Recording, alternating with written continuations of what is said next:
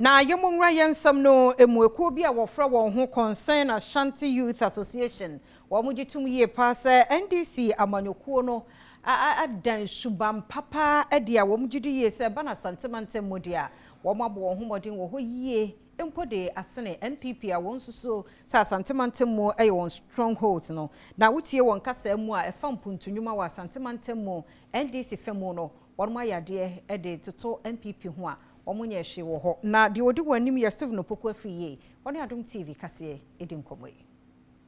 Ekuo bi amofra mo ho concern Asante Youth Association ediato edwase Asante mantem ya seba ne mpuntudwuma NDC amanyoko no ayedodo na achen MPP ewo mu se abatuo bia no MPP amanyoko ne di nkonim ewa Asante mantem ya de nensoso enya de a MPP amanyoko no ebo akra Ora Steven opoku afriye eye convener edima ekuei wayi bi pa free education ewo ho ne mo free education nye enough se o maya mako 5 na se mu 1 eku free education a o mo maka no o mbeede o medidi se ade aye me yane se yempanyifo no mo betena ho no mo aye beto aba ana hunu se ma memmakuma se memma ya akwan na sefo so ukokuofu obehwa ma akatia ziso ana se nye sa ade a edi nti na munim se ahase na ye mo strong ayi na ye beto aba sa time num da mbe ye kwan amaye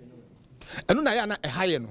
yenya adwuma nye oton aye nto de san ye me yakura ni ya ye kegitia project awie ye se mani mfiri honom no mo nko kegitia inside won ko ton ade ekwan wona wote no wo say utuna onto aba etu onto aba enti no from KGTS to Dr. Mensa ho no eti wo mom na wo dwene wo ho ana o my Ghana na wo dwene ne ho wamra mu eye ensemtrofo enhyemu no owura John Kono editu dwase wo mugidie passe NDC amanyoko no kwa ne betimi aboa e wasantemantam henti asanteman ense wo mukokromoти hweta emfanto aba ema NDC amanyoko no enu nti na ya ba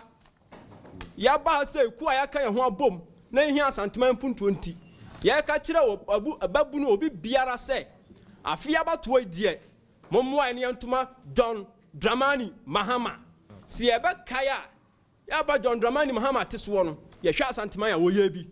ye hwa kejetia no anyuma woyeye swami market no woyeye aswas market no woyeye tini yenim se bebrebe atonsu asokoro mampon schools bebrebe tini yenim se Akufo-Addo benke ja nkono so obeto aso nanso ya hu ni sa nana awuku danchambo amane eboni